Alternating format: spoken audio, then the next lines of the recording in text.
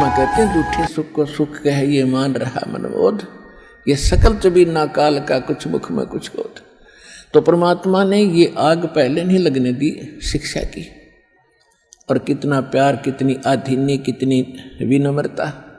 और जितने हम विनम्र होंगे, अधीन होंगे, अहंकार रहित होंगे, उतना भगवान हमारे निकट होगा। आदीनी के पास है ये पूर्ण ब्रह्म दयाल, मान बढ़ाई मारियो भाई बेअदबी सिरकाल।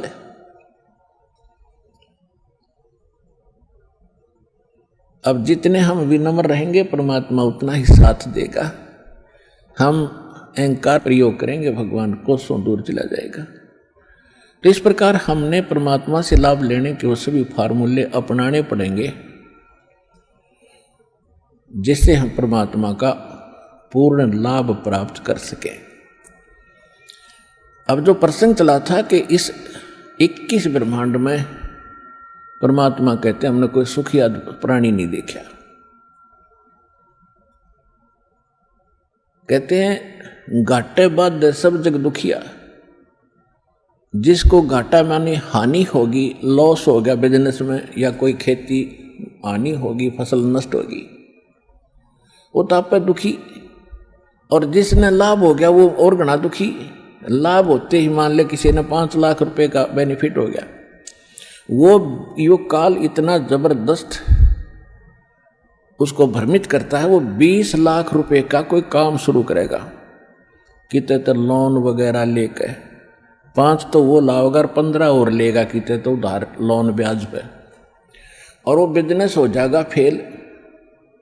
वो 20-5 तो वो गए, 15 और उधार वो आगर मांगनी है पीछे पीछे काटे चक्कर। फिर तो कहने का भाव ये है, इन बकवादों को छोड़कर भक्ति विधि अपना के अपना पीछा छुड़वा लो।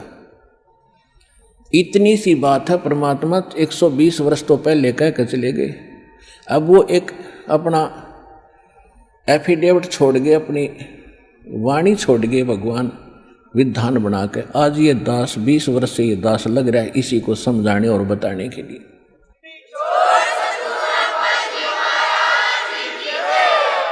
और जब तक हम इस विधि को नहीं अपनाएंगे हम ना तो यहाँ सुखी हो सकते, और भविष्य तो भूल जाओ, सुख स्वप्न में भी नहीं होगा। जब परमात्मा की सही विधि, सही भक्ति और उसकी मर्यादा पर हम चलेंगे, हम यहाँ भी सुखी होंगे। पुण्यात्माओं, एक दिन दास वहाँ गया हुआ था गोवा के अंदर। गोवा एक स्टेट है और समुद्र के किनारे बसा हुआ है। वहाँ भगत ने एक सत्संग करवाया था। हम सत्संग करने गए थे सन 2004 में, और वो सत्संग भी उस समुद्र के किनारे से थोड़ी सी दूरी पर, यानी वहाँ से 8-7 किले दूरी पर, 1000 फुट दूरी पर एक ग्राउंड था, वो बुक करा रखा था। सत्संग समाप्त करने के बाद शाम को टहलने के लिए चले गए, और सुबह भी फिर उधर ही घूमने जाते थे। तो क्या देखा, वहाँ पर ये फॉरेनर, विदेशी लोग अपने परिवार सहित उस समुद्र के किनारे रेत के अंदर लौट रहे हैं और रेत को लगा रहे हैं। और वो बता रहे थे कि ये कह रहे, अंग्रेजी में बोल रहे थे, कहा बड़ा आनंद आ रहा है, यहाँ पूरी शांति मिलती है। और फिर उनके बारे में ये भी बताया गया कि ये वहाँ अरबपति हैं, अरबपति। इनकी बहुत बड़ी इंडस्ट्री चलती है, इनके बड़े बड़े महल हैं, बड़ी बड़ी कार हैं, 1-1 करोड़ की कार है इनके पास। और उन महलों को जिसमें ये करोड़ों रुपये की कोठी बना कर, करोड़ों रुपये की कार लेकर, वहाँ शांति नहीं। शांति मिली वहाँ कपड़े निकाल के एक लंगोट बांध गए और रेत में पड़े हैं। ने कहा हाँ यहाँ बड़ी शांति है। इन कोठिया ने शर्मा मारोगे जहाँ शांति नहीं, चाट लो उन कोठिया ने जहाँ शांति नहीं। तो पुण्यात्माओं, ये हालत है हमारी। शांति तो है बिल्कुल निश्चिंत होकर के और हल्का बन के इन कार कोठी और इस माया में कभी सपने में भी शांति नहीं होगी। और शांति नहीं है तब बाढ़ में जाओ, वो धन जिसके चाहे अरबपति और चाहे खरबपति, जब आत्मा में शांति नहीं, वो तो आज भी आग में जल रहा है, फिर सारी संपत्ति ने छोड़ के फिर नरक की आग में न्यारा जलेगा। वो यहां भी दुखी, उसका परलोक भी दुखी। तो यहां परमात्मा हमें याद दिलाते हैं कि घाटे बाधे सब जग दुखिया और के गृहस्थी बैरागी हो। जो घर छोड़ कर चले गए, बैराग ले लिया, जंगल में जा बैठे। अब वहां जाकर जंगल में बता कोई बात है, कैसी बुद्धि भ्रष्ट हो रही थी हमारी। अब जंगल में कोई भगवान की तरह पेड़ का बांध रखा के जाते खोल लाऊंगे ये अकल देखो। पर आत्मा है ये भगवान के लिए रुक नहीं सकती। जैसा भी इसको गाइड मिलता था ऐसे ये अपनी सौ प्रेरणा से भाग लेती है। अब घर त्याग दिया, जंगल में पहुंच गया, ठीक है, रोटी खा के गया होगा सुबह सुबह, तो शाम तक कोई दिक्कत ना लेकिन शाम में भूख फेर लगेगी, रात काट लेगा जैसे तैसे, सुबह नहीं होगी उस पर।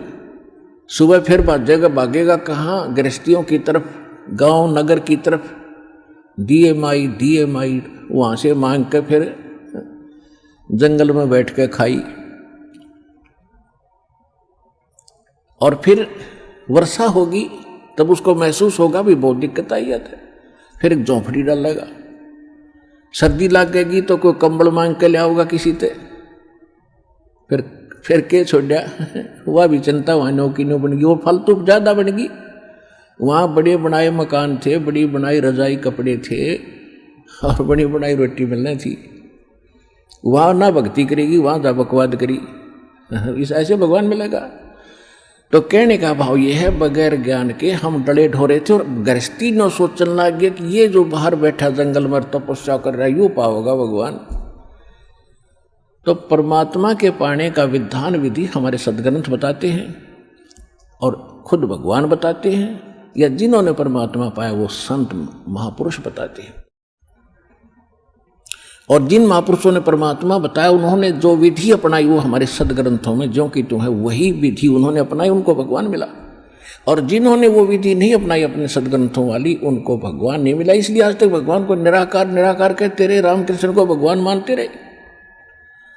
भगवान तो कबीर साहब थे, आज तक किसी ने बताया भगवान कबीर साहब है? ये कबीर पंथी भी कहते हैं कबीर साहब तो अलग है और परमात्मा न्यारे। इनकी विधि थी नहीं जो भगवान को देख सके और पा सके। तो कहने का भाव यह है दास का कि परमात्मा पाने के लिए भगवान ने स्वयं एक रोल किया, भूमिका की। परमात्मा कहते हैं जो सुख है गरीबी में वो ना ही रे अमीरी में।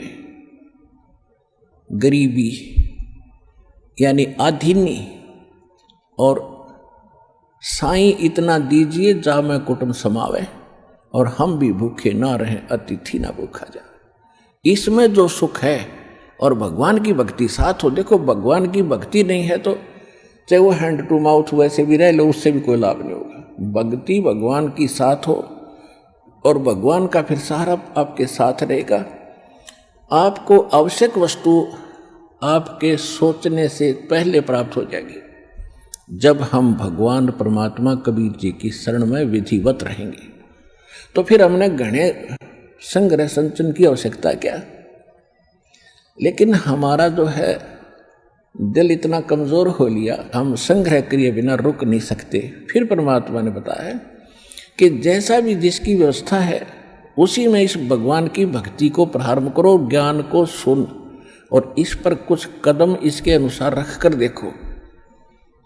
फिर आपको शांति भी होगी, घर में बरकत भी होगी, पापों से भी बचोगे।